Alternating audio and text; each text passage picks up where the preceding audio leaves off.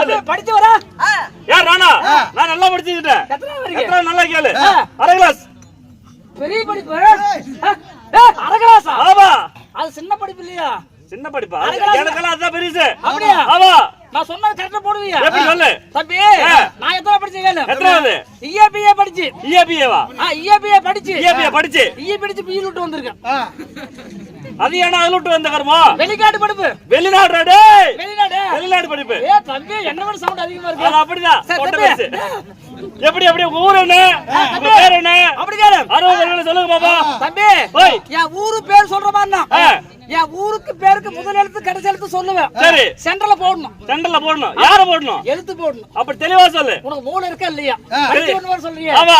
சின்ன ஒரு டெஸ்ட். சரி ஓகே. தம்பி என் பேரு என் ஊருக்கு முதல் எழுத்து. எப்படி? முதல் எழுத்து பூ. கடைசி எழுத்து டை. நல்லா கேட்டுக்க. முதல் எழுத்து பூ கடைசி எழுத்து டை. புளியாங்கொட்டை இல்ல, உங்க அப்பனுடைய பெலாக்கொட்டை.